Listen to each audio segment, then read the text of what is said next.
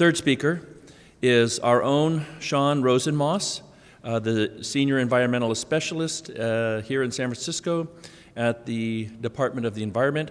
She's also the Manager of Development, Community Partnerships, and the San Francisco Carbon Fund.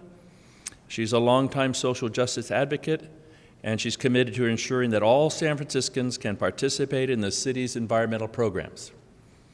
Right? and so much more. But in the interest of time, I'm just going to let her come up and take it away.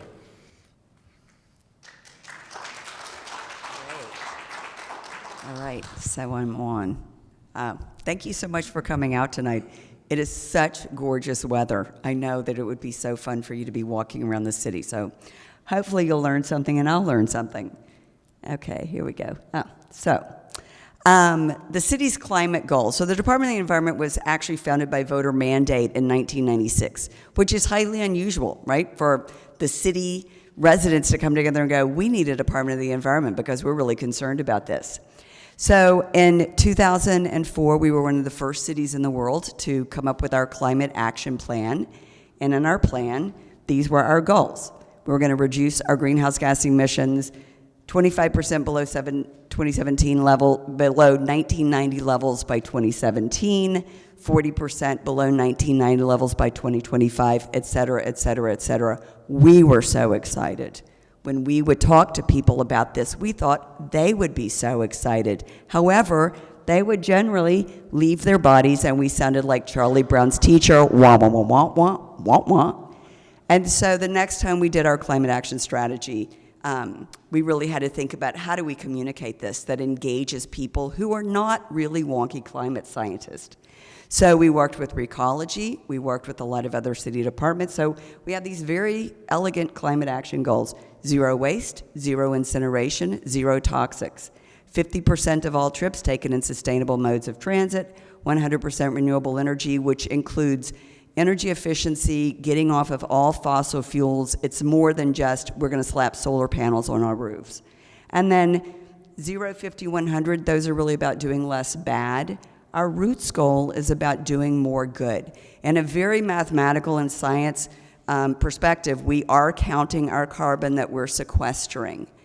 But it's about healing the planet. And so the roots goal is kind of a metaphor for what we want to get back to, the roots of our community, the roots of taking care of each other, the roots of taking care of the planet. Because how we are today is not how we've always been as a society. The way we act, the way we consume, the way we waste, this is very recent, in the human timeline. So we want to get back to our roots of healing the planet and taking care of things. So we've actually met that 50% goal. Now it's 0, 80, 100 roots. So this is where we are. So if you remember, we were supposed to be 25% below 1990 levels. We are now at 36% below 1990 levels. Okay? So that's going down. Our GDP has just exploded. Our GDP has increased by 166%, and our population has grown by about 22%. So one of the reasons cities kind of feel like we have to do it at the city level is because we may not be getting the support that we need from the federal administration. I don't know if you've noticed.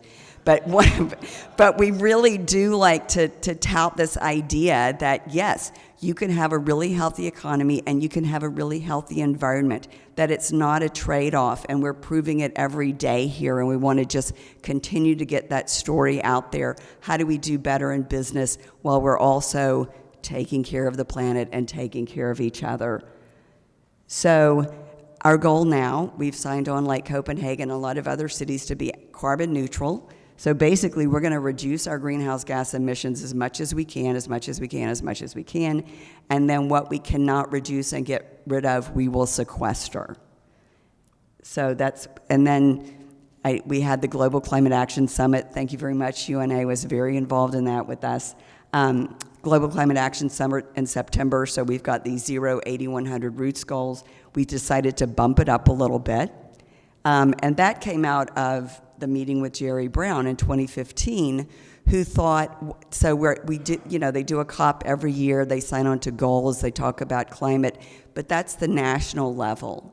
And Jerry Brown, in his wisdom thought, we've got all these subnational players who are really going to be doing something. And again, if we can't depend on our federal administration, we really do have to depend on subnational states and cities. We have a lot of power.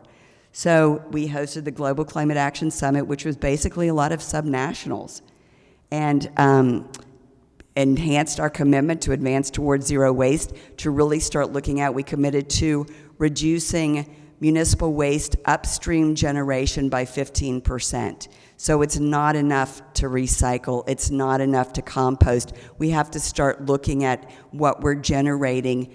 We're wasting so much food. Even if we compost it, there was a huge carbon impact from just growing it and moving it to our supermarket and selling it. So we're looking at that now. We are going to have zero net carbon buildings, so all new buildings will be zero net energy by 2030. Existing buildings, which are a much tougher nut to crack for us, will be zero net by 2050. We're going to source 100% renewable energy. Right now, the city as a whole, between our municipal buildings and residential and commercial and our mix of electricity, we're at 56% renewable energy. What you can do is go home tonight, go online, sign up for Clean Power SF Super Green. And then the other thing that we have really made a public statement about is that anything that we do around climate and carbon reduction and renewable energy, we want to make sure that if there's a burden, it's shared equitably across the city. And if there is a benefit, we want to make sure that that gets shared equitably. So we're very, very adamant that that happens, because what we know is that with climate change and the climate crisis, low-income people of color are going to be impacted first and the worst, right? I mean, it's going to impact all of us, but them much more than us. So it's really, really important that we ensure that everything is spread equitably. So the strategies that the city uses, we've talked a lot about policy. We pass laws in San Francisco about what you can and can't do. The stick or the carrot, however you want to look at it, I call it, don't make me pull this car over. If you ever travel with your parents in the United States in an automobile and you're arguing in the back seat about her leg is touching mine, it's like, don't make me pull this car over. So we will do as much as we can. We'll promote, we'll help you, we'll promote, we'll help you. We did this with recycling. We got to a certain level of recycling and composting. It was like, you know what, we're just going to make it mandatory. So that's what we do. Very often we have incentives with our policy. It's not always the stick. We have programs. We never want to pass a policy without providing technical support, without providing outreach, education, et cetera. And then partnership. This was mentioned, the idea of collaboration. We would not be hitting zero waste without Recology. There's just no way that would happen. We work with businesses around San Francisco. We have a huge collaboration called the Business Council on Climate Change. So, and we work with nonprofit organizations, faith-based organizations, UN, right? It's all about collaboration. We can't do it by ourselves. One of the things that we are looking at now, and it's a challenge, our greenhouse gas emissions, the way we measure them now, it's geographic, right? It's within the city of San Francisco. But when we start looking at consumption-based emissions inventory, so that means, we've got the energy that's being used by buildings in San Francisco. We've got cars that are being driven in San Francisco.